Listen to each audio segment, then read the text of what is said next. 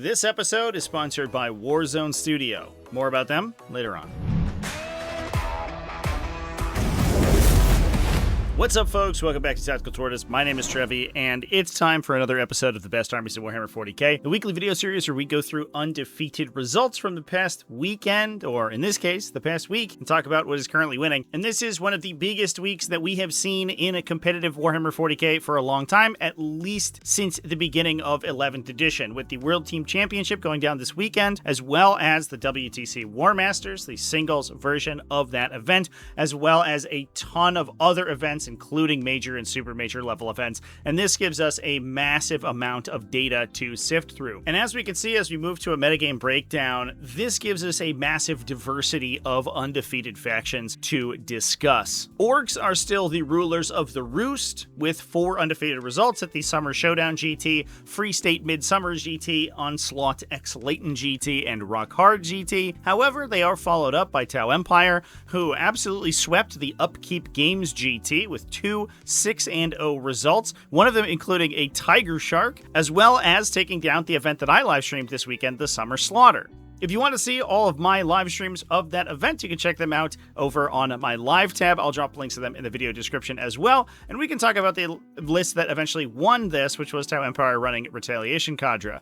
We also saw Adeptus Custodes doing incredibly well, with former world champion Folger Piles taking down the WTC Warmaster with Adeptus Custodes. They also won the NSO 2026. Chaos Daemons also took the World Team Championship by storm and also saw some success in the singles field with wins at the Oxford Onslaught Major as well as the Heart of War. Chaos Space Marines, in a bit of a return to form, has 2 undefeated results, also at the Summer Slaughter, where they had an absolutely intense game on live stream for the undefeated 5-0 result, as well as winning the Sanctum's first Iron Man event.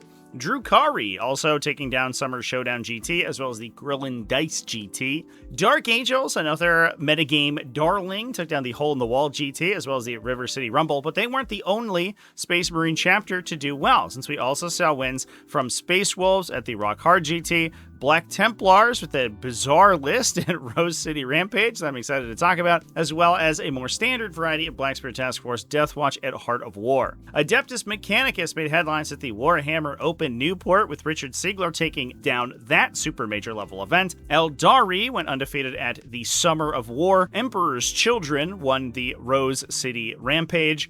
World Eaters undefeated at the Hammer of Wrath. Necrons at the EG Grand Slam, and last but certainly not least, Tyranids at second place with a 5-0 finish, and the runner-up to Chaos Demons at the Oxford Onslaught Major. What an insane lineup of lists, so let's dive in and talk about what is winning just after a word from our sponsor. This video has been sponsored by Warzone Studio, one of my favorite sponsors for the channel and the purveyors of absolutely breathtaking gaming accessories. This includes a wide variety of gaming mats that have some of the crispest artwork that I've seen in a long time. But I actually want to talk to you about their gaming tables. Warzone Studio's gaming tables are collapsible and easily transportable, and modular for a variety of different table sizes. I've got one myself, and I've showcased it on this channel in the past, but that was only for a 5-foot by 4-foot surface. That's perfectly good if you're playing 44 by 60 games like Warhammer or Age of Sigmar. However, if you are to expand into some larger game sizes, Warzone Studio now offers a 6-foot version that is able to handle those larger 6-foot wide games. So if you're an enjoyer of Star Wars Legion or older versions of Warhammer that do play that 4x6 table, check out Warzone Studio. They also now come with an option for a wood grain topper, so you aren't left looking at a slick black background. I can personally attest to the fact that the Warzone Studio's gaming table folds itself together into an easily storable conformation, so I'm able to keep it out of the way in my main living area when I don't have it out to play games or film content. Also, to any of my Canadian viewers, Warzone Studios products are now also available with shipping to Canada, so that's pretty cool. But if you're in the US or Europe, you are also able to get access to them. So check them out at warzonestudios.com. All their links are available down in the video description, and big thanks to Warzone Studios for, again, sponsoring this video. So we're going to start our list discussion by talking about orcs, and head on over to the Free State Midsummer's GT, where Dan Salmons took down the event with a classic orc warhorde.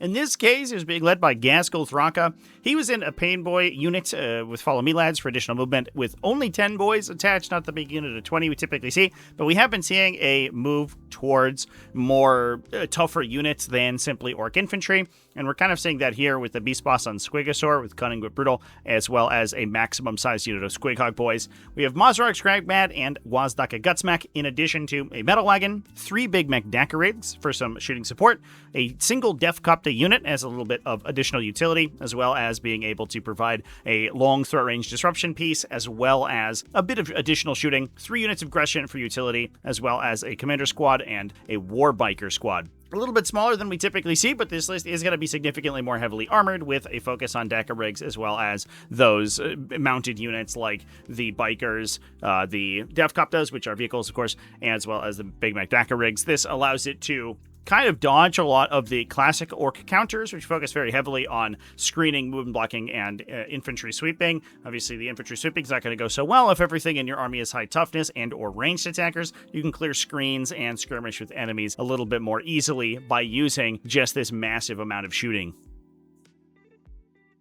Now, I want to talk about T'au Empire, and we're going to stay with this faction for a little bit, and we're going to start on over with the 123-player Major, the Upkeep Games GT. Now, this event was swept by T'au, and in first place was Lyle Dixon running the combination of experimental prototype Kadra, so buffs for the character battlesuit units, as well as Kauyon. In this case, we are focused very heavily on those battlesuit units alongside their attached characters. That includes a Cold Star Commander with burst cannons and a cyclic ion blaster alongside a Crisis Star Scythe unit with burst cannons.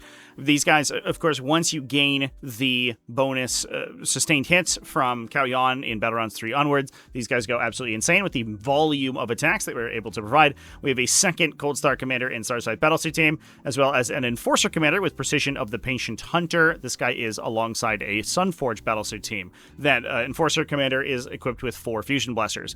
We then have Commander Shadow Sun, so provide a little bit of rerolls. We have a pair of Crisis Fire Knife Battlesuit teams. These guys are both equipped with plasma rifles, so that when we do get those sustained hits, they are going to hit that much harder. Because sustained hits tends to buff the higher damage weapons a little bit more favorably, having the plasma rifle shots rather than the missile pods on these guys will help you clear through opposing heavy infantry, and especially once you start duplicating plasma rifle shots with your sustained hits, it's going to go pretty hard. We then have another Crisis Star Scythe team, again with burst cannons, in addition to an unattached Crisis Sunforge Battlesuit team.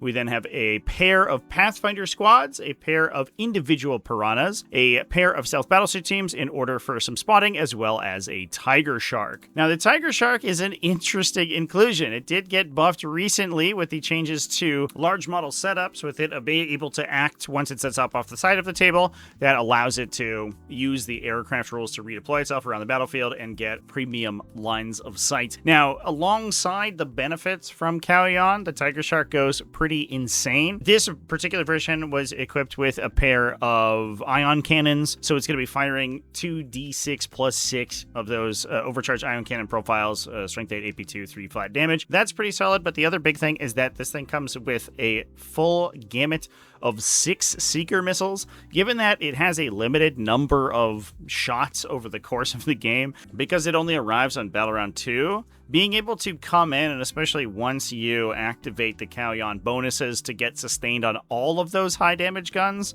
being able to come in off the table edge, get line of sight to something, maybe get a guidance on it, and then just drop 6 Seeker missiles directly onto it is absolutely insane. Now, in the past, when guidance in 10th edition used to be very detrimental if you ever split-fired, weapon platforms like the Tigarshark that had multiple of these weapon systems did have a little bit of struggle, because it would be difficult to fire them into multiple targets and make use of their various weapon systems. In this case, however, it does get to activate with full effectiveness. It doesn't get any penalties for splitting fire, and it can split fire into multiple guided units. So, for example, we can drop this thing onto the battlefield from the side, target a heavy infantry unit, for example, 3 wound or 4 wound infantry squad, fire those 2 blast ion cannon shots into it, in addition to a pair of cyclic ion blaster shots, and then target a vehicle with all of its larger attack, including those 6 Seeker missiles. That allows it to potentially, essentially act as double duty. It can come in off the side, it can kill 2 birds with but 1 stone, and then your opponent has to turn around and deal with this massive T11 18 wound thing that's suddenly on the table. Certainly a fascinating unit in the current format of the rules, and with enough battlesuit teams running around that are going to be able to clear out screens and units that could prevent the Tigarshark from getting the lines of sight that it really wants, this army composition makes total sense for it. Now, I want to stick with T'au for a moment here to talk about the winning list from the Summer Slaughter. This is the event that I live streamed over the course and included 72 players. In this case, Chris Brady went 5-0 and ended up winning the event on tiebreakers, playing a Retaliation Cadre list. In this case, he was playing Commander Farsight with a Sunforged Battlesuit team for some dedicated anti-tank, an Enforcer Commander, this one equipped with plasma rifles and a cyclic ion blaster with a Starflare ignition system. That's going to go into a plasma rifle fire knife battlesuit team. Oftentimes, you do see this unit taken with the missile pods so that they can use the longer range to sort of juke around corners and things like that. But in this case, this unit's going to be a little bit more dedicated at knocking down those 3-wound infantry profiles. That does make it better into a wider variety of targets, so it makes sense in that perspective. We then have a Cold Star Commander battlesuit. This one is equipped with a high output burst cannon, cyclic ion blaster, and as well as a missile pod. This guy is in a Star Scythe battlesuit team. That Star Scythe team equipped with burst cannons and gun drones. Interesting that the Cold Star Commander is taking a sort of a variety of different weapon options, not simply taking the high volume burst cannon shots, but those higher impact attacks like the Psychic Ion Blaster and the Missile Pod are good if you use a stratagem inside Retaliation Cadre to get sustained hits. Those higher impact attacks are going to use the sustained hits a little bit better. We then have another Enforcer Commander. This one is equipped with 3 Missile Pods. He's going to be in a second Star Scythe battlesuit team. These guys are all equipped with burst cannons. The additional AP that the Star Scythe battlesuits can grant the missile pods does go pretty far in this case, so that does make sense from that perspective. We have another Cold Star Commander. This one is equipped with 4 Fusion Blasters alongside a Sunforged Battlesuit team, as well as the Twin Lance. For a little bit of support, we have a single Strike Team, which is a relatively cheap high OC unit that can debuff enemies, just generally useful. We have a Kroot Carnivore Squad for some objective secured, spotting from a pair of Pathfinder teams, as well as a pair of Stealth Battlesuit teams, and last but certainly not least, a pair of Broadside Battlesuit teams. Each of these are equipped with 2 Broadside Battlesuits. Those guys are taking heavy rail rifles, as well as missile drones, Seeker missiles as their support weapon, as well as weapon support systems. What's interesting about T'au in the current incarnation is that I think in a lot of cases, people are realizing that the really efficient builds inside this faction are not necessarily the big, heavy, like hyper battlesuit unit lists that are taking multiple things like Ghost Kill battlesuits and side battlesuits, and instead focusing a little bit more on the extremely high efficiency crisis battlesuit profiles. Both this and the Kalyan list we just discussed are taking massive numbers of these smaller battlesuit units, and they play missions more strongly. They are able to score secondaries. You can use them in a lot of cases as utility units. They're sub 100 points in some cases for a Star Scythe battlesuit team that can come in with a bunch of wounds, pretty high toughness characteristic, beat out a lot of other utility units, and just generally operate pretty effectively. And especially if you are playing Retaliation Cadre, you have access to things like the Torchstar Gambit to move after shooting that allows this army to play missions better than most other armies in the game, while also overpowering them on ranged attacks. Now, moving on to factions that had 2 undefeated results, let's talk about Chaos Space Marines, because they also went undefeated at the Summer Slaughter. Hazel Kenyon went undefeated at this event. I actually streamed her list in the finals. First of all, she has a gorgeous list. She's a professional digital artist, so her army was absolutely gorgeous, but also played a ridiculously close final game that came down to the last turn. Highly recommend you go check it out. In this case, she was playing a Renegade Raiders list, running the Reconnaissance Force Disposition. This had a Huron Blackheart with the Masters of the Maelstrom in a Chosen unit. That's just 5 Chosen in that one as a little bit of an aggressive piece. We has Cypher, as well as Kravik Morn, a Lord Discordant on Hellstalker with Dread Reavers for some rerolls, as well as Vashtor the Archifane.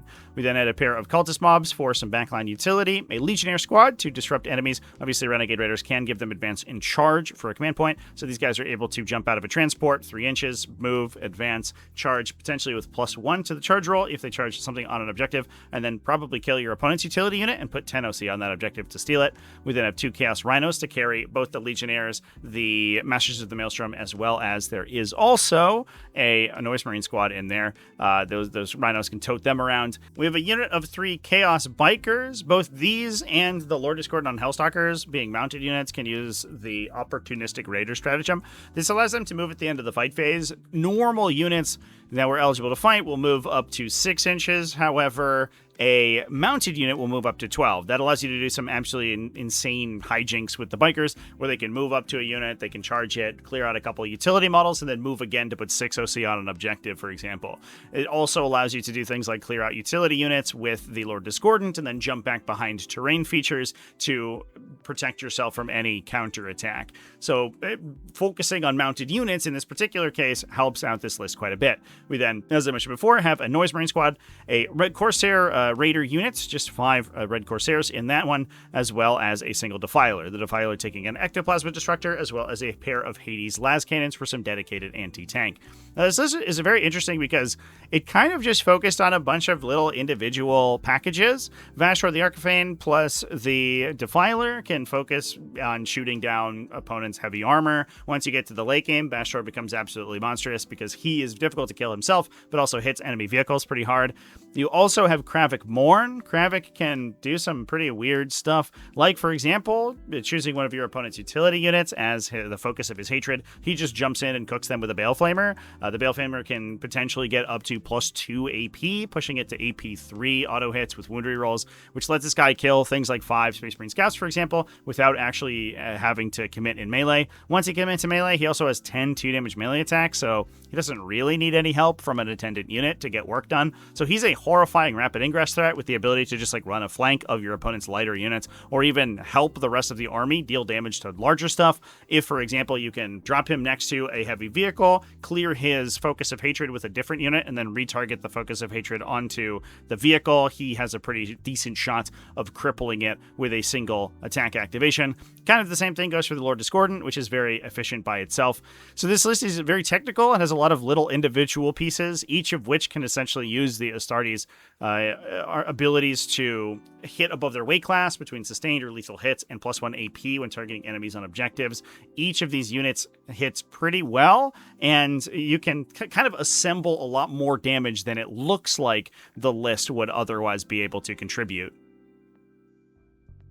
Now, I want to take a moment and return to an event that we already discussed, that being the Free State Midsummer's GT. We obviously saw it won by Orcs, but Cody Giroux, the Drukhari extraordinaire, ended up taking second place in this one. In this case, he was playing a very interesting combination. This is the classic Spectacle of Spite, but he also comboed it with Kabalite Agonists. That detachment acts like a very mild version of Kabalite Cartel and just generally gives you a buff against non-monster vehicle units for all of your Blades for Hire and your Cabal units. That affects things like Scourges, Incubi, as well as the Kabalite Warriors, Hand of the Archon, all those things themselves. It also gives you some pretty solid bonuses, things like reroll 1s to hit and wound for a Cabal or Blades for Hire unit against characters. Now, in this case, a lot of the units were focused on that Spectacle of Spite detachment to get benefits from things like their combat drugs, as well as things like their reactive effects to charge when enemies fall back from them. This challenge Met has been changed quite a bit from the previous incarnation, where it used to allow units to charge into enemies that move near them in the movement phase. Now it allows Witch Cult units to charge enemies that are within 6 inches of them that fell back that phase. Now, in most matchups, you can still use this to great effect. For example, most units in the game are movement 6. If you charge into base contact with them and then they fall back from you, you are by definition within 6 inches of them, since they can't move any more than 6 inches. So you will get the opportunity to make a 6-inch charge back into them in their own movement phase and potentially tie them up. It also gives you access to things like a Fight on Death, which, as I discussed in recent videos, is very useful for stopping things like overrun fights that can actually kill more Drukhari than they would really like to. So the amount of manipulation that this detachment can have in the opponent's turn is still pretty extreme. Now, in this case, Cody was running Lilith Hesperax with a Witch unit, in addition to a Succubus with Morgana's Curse, We had another succubus with Periaptive Torments, and a third succubus with the Pharmacophexs. Following that up, we had some transports for them. That includes a Raider as well as a pair of Venoms, in addition to a Chronos, and the mainstay of the list, 30 Hellions. All those Hellions get massive bonuses from the combat doctrines, or from the combat drugs, excuse me, that the detachment gives access to. Because they kind of have a mid-range profile where they're relatively fast, kind of difficult to kill, but not massively, as well as hitting reasonably hard in melee, any buff to basically any portion of that stat line makes them go insane. Movement allows them to threat massive distances, toughness makes them kind of sticky to kill, strength, weapon skill, or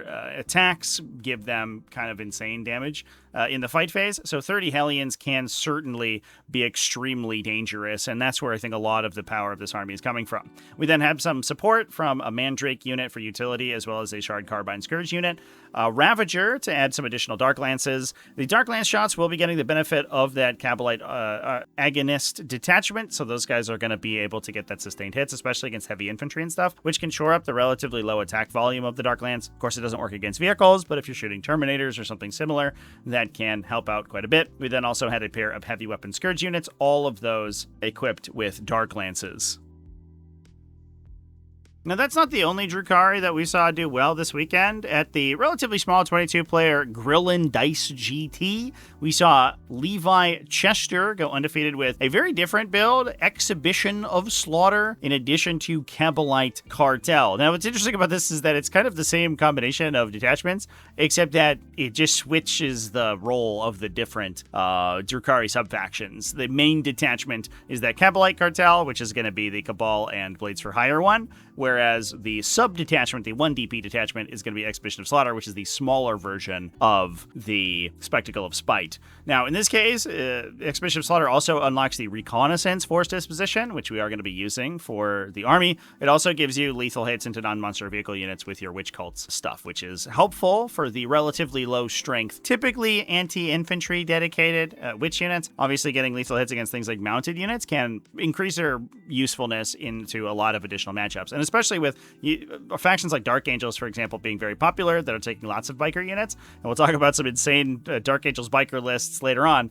That is going to be very helpful. Now, in this case, we're running an Archon with Informant Network. That's an enhancement that grants infiltrate to a trio of Kabalite Warrior or Hand of the Archon units. Given that Kabalite Warriors are objective secured and can combat squad from Venoms, we can actually have a lot of these little units of Kabalites running around, and being able to forward position those and threaten OBSEC into forward objectives can be very scary. We have a 10 model Kabalite Warrior unit with that guy, in addition to Lady Malice with an Incubi squad of 5 models, Drazhar with another Incubi squad of 5 models. Again, these guys are Blades for Hire, so they will get all of the benefits of the detachment ability, which is typically sustained hits against an infantry or lethal hits against vehicles, depending on what you choose as your contract at the start of the game. We have another Archon with Leech Bite Plate, which simply makes him a little bit more difficult to kill, alongside another Kabalite Warrior squad. We have a Succubus with Periapt of Torments. That's identical to the version in Spectacle of Spite, or at least it's very close to identical, making that unit immune to Overwatch. We have a Raider,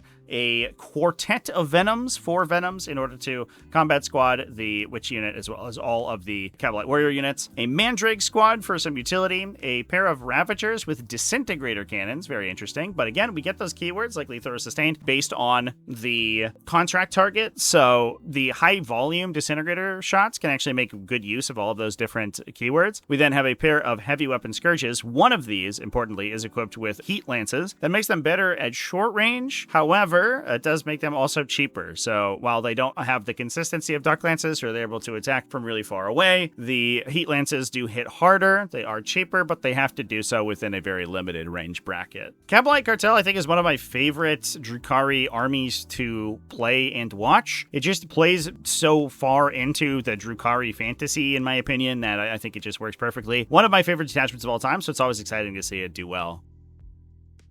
And speaking of factions who I think are neat, let's talk about Chaos Demons, who took down the 64-player Oxford Onslaught Major. This was won by Sergeant Crusader Ed. If you are a regular of the TacticalTortoise Discord or online play, you might recognize that name, because he plays in a lot of the events that I run over on the Discord. You can find a link to my Discord, by the way, in my link tree, which is in my video description, and I run weekly free events over there. So if you're interested in playing some competitive 40k online, go check it out. In any case, he was able to take this event down using a combination of Cavalcade of Chaos with Shadow Legion, obviously giving bonuses to all of your cool units like Blood Crushers, as well as giving them advance and charge from the Shadow Legion detachment ability. In this case, we're taking a Skullmaster with a Blood Crusher unit, an additional Blood Crusher unit with Soul Shattering Charge for additional engagement range, plus a second Skullmaster. We also have Be'lakor to give rerolls. He also gains benefits from the Chaos Space Marine version of the detachment ability. He can Dark Pact for himself. We have a Bloodthirster with Fate to Darkness for some repeat damage, as well as a pair of Lords of Change for some additional shooting. We have as well a Fleshhound, as well as a Chaos Lord with Jump Pack. Now, the Jump Pack Chaos Lord is actually very interesting here. He can be taken because of the Shadow Legion ability to ally in Chaos Space Marine characters, but he can also use his free Stratagem ability, or discounted Stratagem, to use the Binding Shadow Stratagem to pick up to 2 units into reserve, as long as one of them is a Heretic Astartes unit and one of them is a Shadow Legion demon unit. Now, normally you would use it on one or the other, but because we do have that Chaos Lord, he can always just target himself with the Stratagem, use his own command point discount on that use of the Stratagem, and then you also get to pick up another Chaos Demon as well. That allows you to more easily do things like teleport your Lords of Change around the battlefield to get optimal shots with them, or to gain additional utility. Pretty interesting build. I like to see the return of Lords of Change into the styles of Chaos Demons, in addition to the melee punch that you get from Be'lakor and the Khorne units.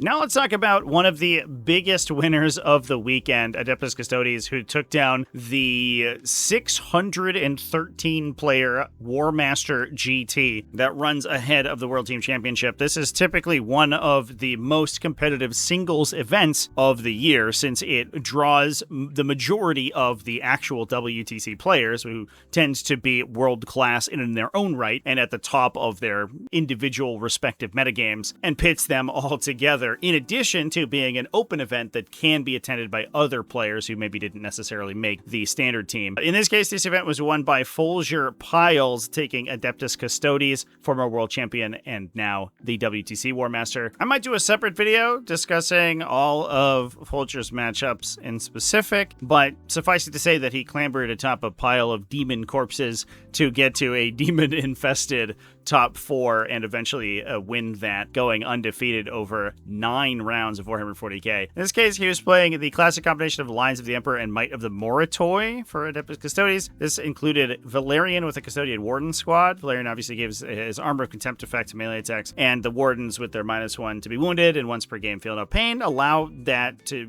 give the army just this massive, resilient brick that can sort of dominate the center of the battlefield. We also have a ton of utility on the army that includes a Witch Seeker unit as well as a pair of Prosecutor squads. We also have 2 venerable Contemptor Dreadnoughts in there as well. One of them has the Interred Expertise enhancement. Interesting that we are actually making use of Might of the Moritoi. Oftentimes these styles of armies actually focus entirely on the infantry or biker units that you're going to get the benefits from Lions of the Emperor from, and only take Might of the Moritoi for its force disposition, but we are actually using those venerable Contemptors. And with their ability to sustain a phase worth of damage before respawning, these guys can actually hold down territory fairly well. So a lot of this army is built around holding that midboard between the Custodian Wardens and the Venerable Contemptors, and the reason for that is that the basically rest of the list, about half of it, is composed of Alaris Custodians, 3 units of 6 Alaris Custodians. All of those do have their ability to up-down. We can use Lines of the Emperor to split them into multiple units of 6 for easier utilities, and to allow them to trade for objectives. And the big thing here about the Alaris Custodians is that they offer basically the highest volume ranged attacks that the game, that the faction can find,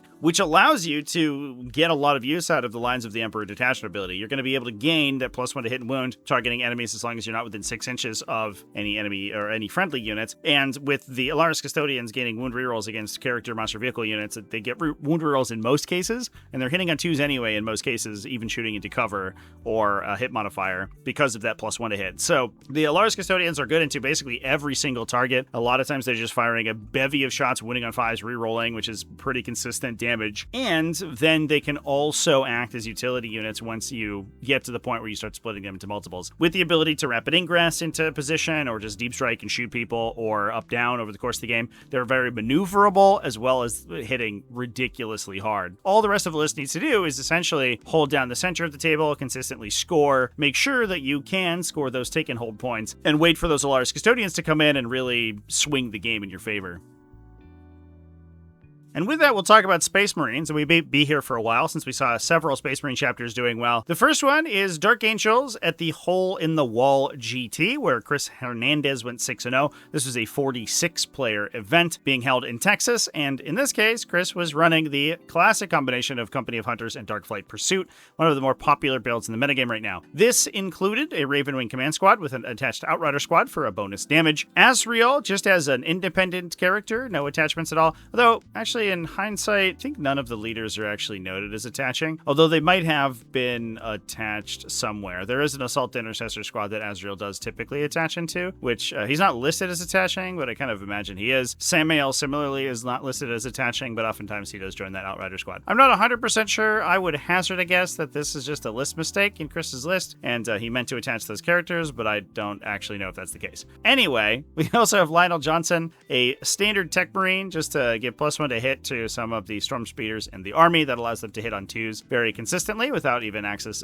requiring Oath of Moment. We have standard Intercessor Squad, 5 Intercessors for backline objective control, a Deathwing Knight unit in order to take over the midboard, a pair of Land Speeders for some skirmishing early game, 3 Land Speeder Vengeances with Knight Forged batteries. These are kind of the mainstay of the Army. They're just hyper consistent damage into basically every single defensive profile in the entire game, and in many cases, because the Army does tend to take a lot of little individual units, they can fire back at things that shoot into the Army. They also get ignore cover passively from Darkflight Pursuit, so their attacks are very consistent, especially when you start buffing them with things like that Tech Marine or the Storm Speeder Thunderstrike. We then have a Scout Squad for utility and a Storm Speeder Thunderstrike, as I mentioned. This guy getting ignore cover means he hits very consistently on 2s and can give +1 to wounds to the Land Speeder Vengeances, who then have twin linked attacks, so they become very consistent as well. Just an incredibly well formulated combination, but not the only Dark Angels that went undefeated. Heading on over to the 36-player River City Rumble, we saw Kyle Grant go undefeated with an absolutely insane build. Now, some of it is very similar. We're seeing Company of Hunters get played even more. That gives Ravenwing units advance, shoot, and charge. The rest of the army simply gets advance, fall back, and shoot. But the advance and charge is going to be the big selling point here, because a lot of these units are going to be dedicated mounted melee units, not a combination that you see very often. That's because the other detachment here is going to be Interrogation Conclave. This is the one detachment that gives your chaplain units a -1 leadership aura and forces them to force a battle shock check in a radius around them whenever they destroy an enemy unit. In addition, you also have things like reactive moves when enemies fall back from you, precision for the entirety of a chaplain unit, especially in shooting, which can be very helpful, as well as things like -1 to hit if your opponent takes a leadership check. Kind of interesting compositions, but again, we get access to advance and charge, we get access to +1 to wound and situationally for Company of Hunters, which is extremely effective. Now in this case, we're taking Samael plus a Ravenwing Command Squad, in addition to an Outrider Squad. This is a 6-model Outrider Squad with an attached Invader ATV, so basically the full-sized unit, as big as we can possibly get it. And not often you see this many models attached, but it does make the unit very difficult to kill. They have Recon Hunters, so they also get a nice scout move on top of that. In addition, we also have a trio of Bike Chaplains. These guys don't get played very often, but they are chaplain keyworded, so they get all the benefits from Interrogation Conclave. They give their unit the chaplain keyword, so they can make use of the detachment ability as well as the stratagems. And they themselves grant a +1 to wounds to their unit, as well as the ability to gain devastating wounds targeting enemies within 12 inches. So when you are shooting and using precision, for example, you can do some pretty serious damage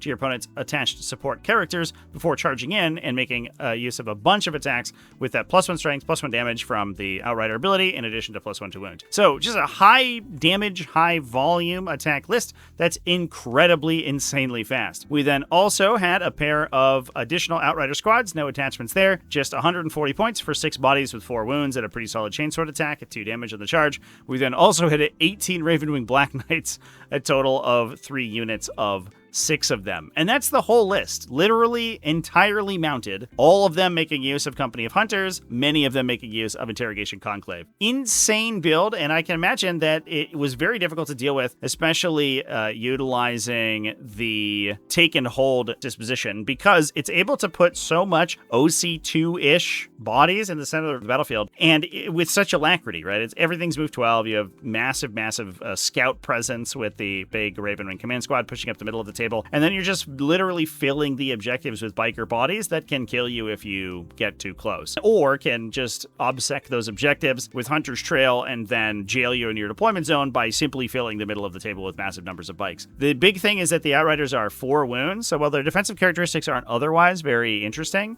they do dodge a lot of classic anti-heavy infantry profiles because they are just hard enough to kill that it takes a while to kill them. The Ravenwing command squad, of course, can revive Outriders back to its unit, but the rest of them are just relying on that 4 wound profile, and if there's enough of them, especially with -1 to be hit, sort of hit modifiers available to them, they can be very awkward to engage into.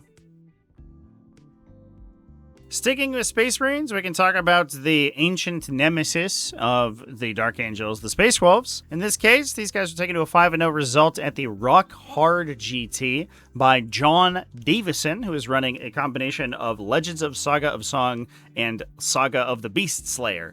This kind of helps reinforce some of the damage output issues that the classic kind of like Saga of the Great Wolf tends to have by giving all your Space Wolf units lethal hits. So Saga of the Beastslayer can offset the downside that in some cases you are going to be swinging for the fences with some of your melee attacks in here, while still compounding the resilience of units like your Wolfguard Terminators by sticking with Legends of Saga and Song. In this case, we're taking Logan Grimnar with a Wolfguard Terminator unit with Fierce Example for bonus toughness. We have Ragnar Blackmane in a Bloodclaw unit. These guys are going to be fast, hard-hitting as well. We have Argent Rockfist and another unit of 10 Wolfguard Terminators, again with Fierce Example, as well as, interestingly, a Wolfguard Battle Leader with Wolf Touched that gives him additional movement, but it also lets him join into a Storm Shield Wolfen squad. So these guys are going to be lethal and sustained hits and have baked-in rerolls. Because of the Wolfguard Battle Leader giving them hit rerolls built in, they can take Stormfrag auto launchers, so they're actually pretty okay at clearing infantry as well. Although their ballistic skill is not that great, being able to fire a volume of blast attacks can sometimes kill utility units, which is very helpful.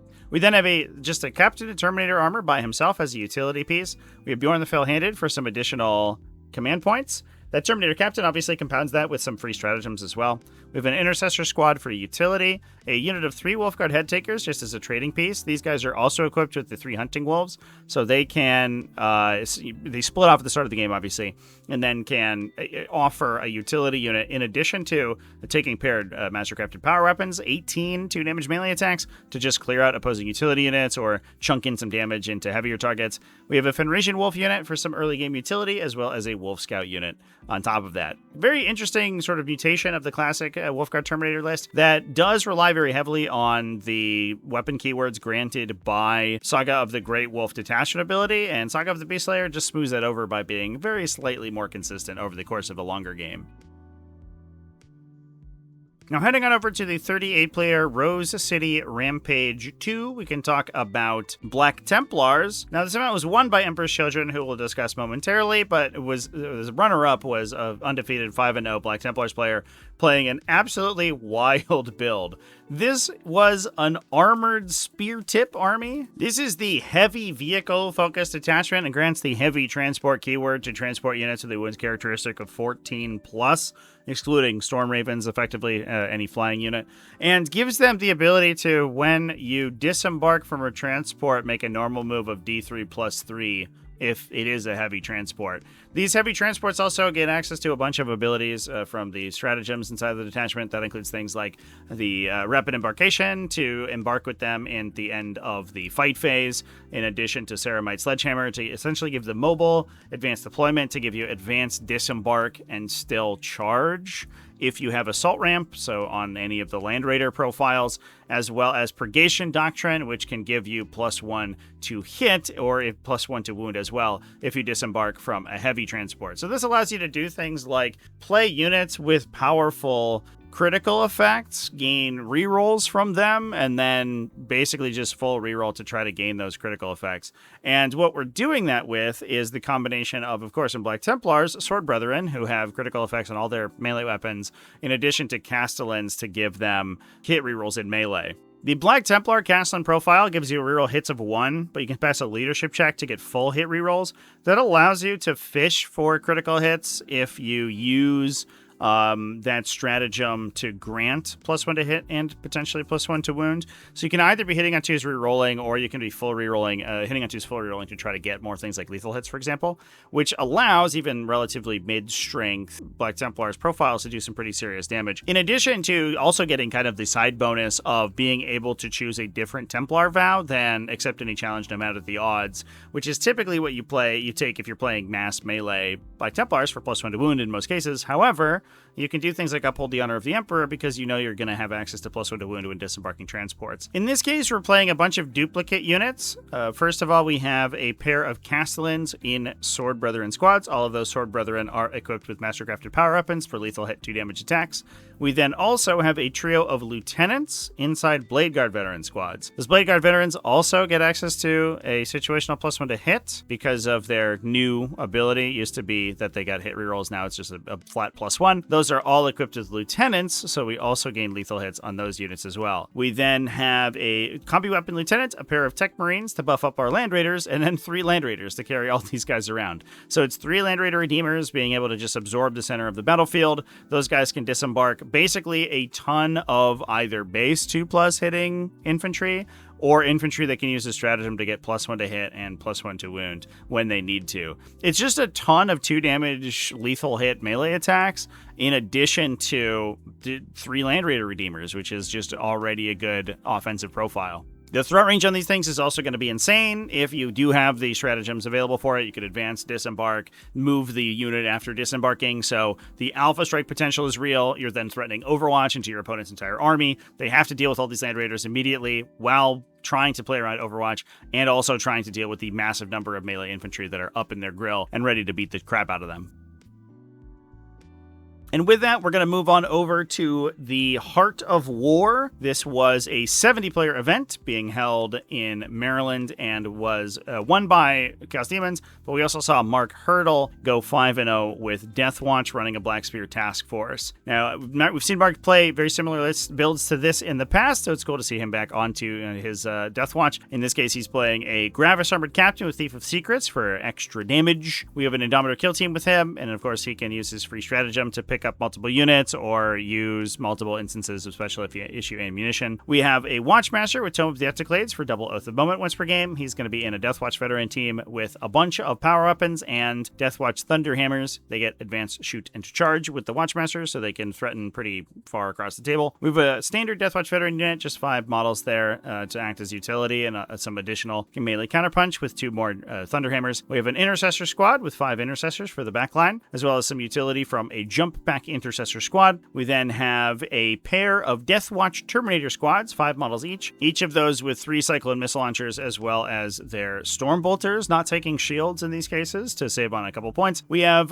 Talon Strike Killstream. This is equipped with Assault Bolters on its Inceptors, in addition to an Indomitor kill team with no attached character. Last and certainly not least, we have a Stormspeeder Thunderstrike that can support the team with +1 to wound. Oftentimes, this army will just play by forcing its Deathwatch Terminator squads forward, knocking out opponent's utility by teleporting them in or using site-to-site teleport to get them around the battlefield. They can then force an engagement from the opponent. They're not the easiest thing in the world to kill. They're a little bit less resilient with the lack of storm shields in the units, but your opponent does have to deal with them in order to maintain parity on objectives. That then allows you to counter attack by dropping in all your Indomitors and your Talon Strikes as well as your Thunder Strike all at once, and basically just alpha striking your opponent into oblivion and then mopping things up with the Deathwatch veterans in the late game. And with that, we can round out our coverage of the Imperium factions, which discussion of the massive major, the Warhammer Open Newport, a 190-player event that was run by Richard Siegler, running Adeptus Mechanicus. Richard, in this case, was playing the combination of his Skitarii Hunter cohort to make his units more resilient and a little bit more flexible, in addition to Lords of the Forge to basically compound that with bonuses for his Tech Priests. We're running Inquisitor Draxus with a Skitarii Marshal with Cantic Thrallnet and a Skitarii Vanguard unit. These guys oftentimes will jump into a Scorpius Dune Rider in order to jump out and gain wound rerolls on Inquisitor Draxus. The unit will get hit rerolls from this Skitarii Marshal. That lets Draxus trigger her sustains, for example, and then she can also trigger devastating in some cases with her shuriken cannon with the wound rerolls from the Dune Rider's fire support. We then have a Tech Priest Manipulus with TL409. He can jump into another Scorpius Dune Rider to, again, gain more wound rerolls to trigger even more devastating damage. He's in another Skitarii Vanguard unit.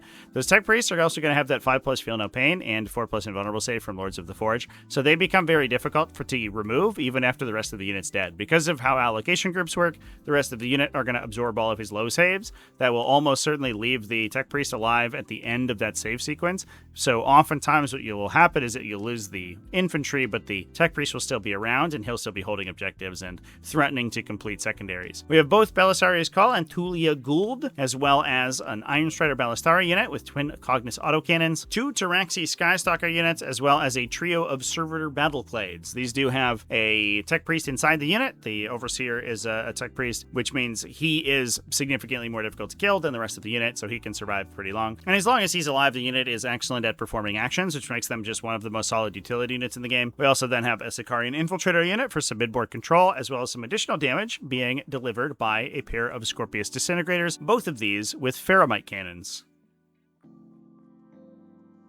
Now with that, we can hop back on over to the Rose City Rampage, this 38-player event that had 2 undefeated results. The first one actually ended up winning the event was Ian Swallow running Emperor's Children, which will start a discussion about Chaos factions. In this case, he was running a Lord Exultant with an Infractor squad, another Lord Exultant with a Possessed Blade with another Infractor squad, in addition to a Warp Walker Lord Exultant with an Infractor squad. This is the combination of Carnival of Exodus and Frenzied Host that we've seen be extremely popular recently. We have 30 Demonettes as well as a Tormentor unit for some backline objectives secured, a Chaos Rhino to deliver some of those Infractors, as well as a lot of shooting, a Noise Marine unit in addition to a pair of Defilers. Those Defilers, of course, with Excruciator Cannons, Ectoplasma Destructors, and Heavy Reaper Autocannons. The big thing here is that we can get sustained hits, enhance the critical effect from the Carnival of Excess, having demons nearby, and then get 5+ critical sustains with these big devastating weapons. So extra hits is obviously very good with them. We do have a Flawless Blade unit. These guys love to get sustained hits from a nearby demon because their attacks are individually high impact, so they're a good late game piece. And then those Noise Marines can also compound that with some anti-infantry shooting. We also have a unit of Seekers of Slash for a little bit of scouting as well.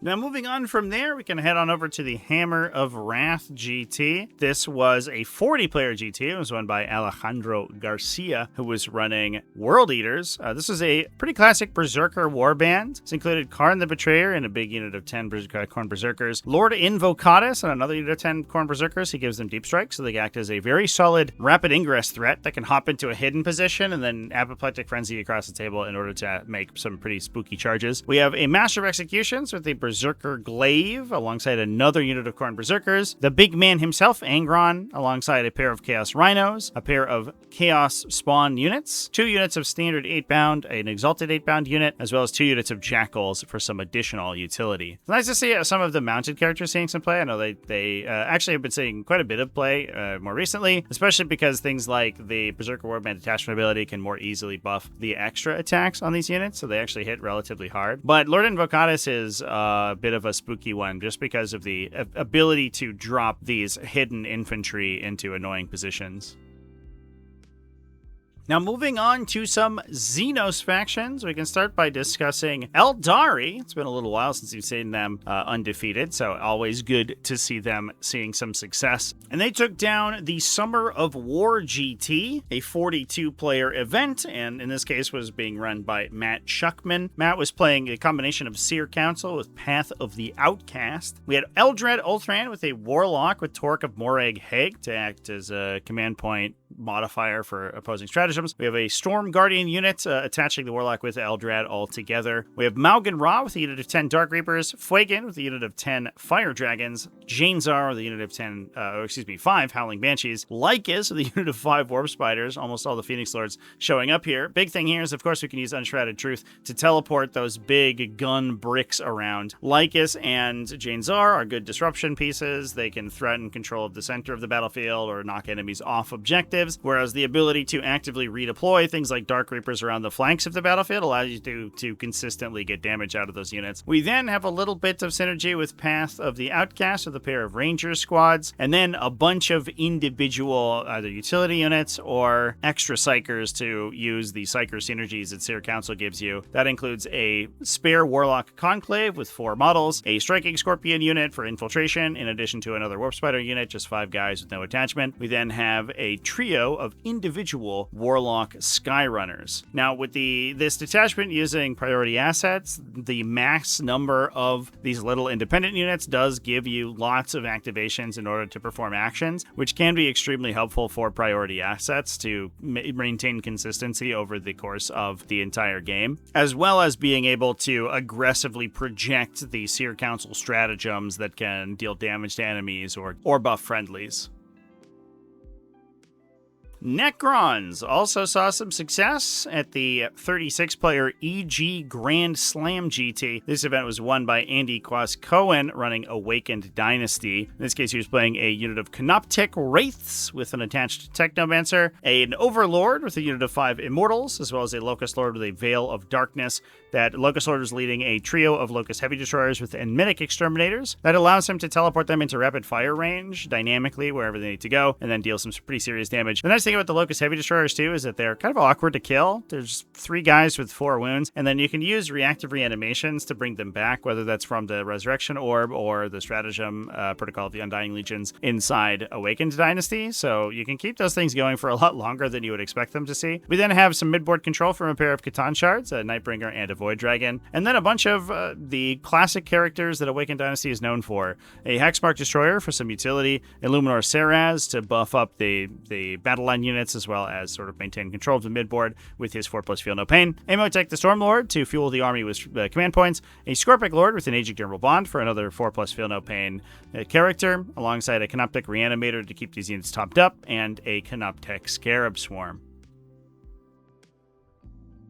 And last, but certainly not least, let's talk about Tyranids, who also went undefeated 5-0 at the Oxford Onslaught Major. In this case, Florence Maunders went 5-0 with the combination of Ambush Predators and Vanguard Onslaught. Now, I love this combination. This is one of my favorite lists in the edition so far, and I've been playing a very similar list for quite a while. In this case, we're playing a pair of Brood Lords with Gene Stealers. That gives you a lot of early game board control because they have Scout and are relatively fast with Advance and Charge. The big thing here is that the larger units of Gene Stealers allow you to slingshot the Brood Lord into awkward places, which gives enemies -1 to hit and can kill multiple units. You can get a Gene Stealer 2 and a Brood Lord into a unit of 5 models, for example, kill them, as well as kill another target that the rest of the Gene Stealers are fighting. So you can kind of 2-for-1 off of your Alpha Strike with these things. You also have Death Leaper in here for a command point or a leadership debuff aura. We have a Hyper Adapted Ravener squad with a unit of Raveners. These guys can threaten sort of defensive heroic interventions on turn 1 because they get free heroic intervene. And then later on in the game, they can jump up and then free rapid ingress to push on vehicle or heavily armored units. We have 2 Tyranid Primes with Lash Whips in Hormagaunt squads just for some disruption. Again, they can sort of like take objectives, then try to 2-for-1 enemies by killing a unit with the Tyranid Prime and then killing a unit with the Hormagaunts as well. We have a Neuro Tyrant in a 6-model Zoanthrope squad. This is to go into Strat Reserve and then use Seeded Broods or threaten Seeded Broods early to allow them to shoot right off the table edge on Battle Round 1. They also are just a relatively solid ranged infantry platform that you can use the up-down strat on Vanguard Onslaught to reposition around the table. We have a Biovore for utility, a pair of Lictors, as well as a pair of Neuro Lictors with Encircling Horrors. That gives them a D3+3-inch reactive move, which makes them really awkward to deal with. They're already hard to kill with stealth and a 4+ invuln save and 7 wounds, which is a really weird number. But then also forcing your opponent to deal with this reactive move that can potentially put them out of lone operative range, or even the 6-inch lone operative range you get from the Vanguard Onslaught is super tough. We then have a bunch of Von Ryan's Leapers for some early game fighting. These have Cryptophotic Camouflage, which allows them to reduce their detection range, so they're a little bit more difficult to deal with. We have one big unit of 6 6 that can act as a body blocker or a disruption piece, and then we have a unit of 3 that can act as a bit more of a utility unit. We'd love to see some Vanguard Onslaught doing well. It's definitely one of the most Tyranid armies with the most agency out of most Tyranid builds, and has a lot of, especially in the Ambush Predators build, a lot of really fascinating scenario play with the ability to pick up potentially up to 3 Lictors into reserve, 2 from the Vanguard Onslaught strat, and then 1 more from the Ambush Predator strat, and then reposition them around the table with Deep Strike. So your opponent can never entirely be sure that you're out of the game in terms of scoring, just because you have the ability to just constantly be putting these utility units in their backlines. And with that, those are all the best armies in Warhammer 40k for this week. Thanks for watching all the way to the end of the video. Thanks as well to everybody who supports Tactical Tortoise, whether that's over on Patreon at patreon.com/TacticalTortoise, YouTube channel members, Twitch subscribers. All you people are amazing, and I love you. Big thanks to everyone who hung out with me over the weekend while I streamed the Summer Ruin GT. Please go check out my coverage of that in the links in the video description, and don't forget to check out our sponsor for this week, that being Warzone Studio. Keep it classy, folks, and as always, have happy wargaming.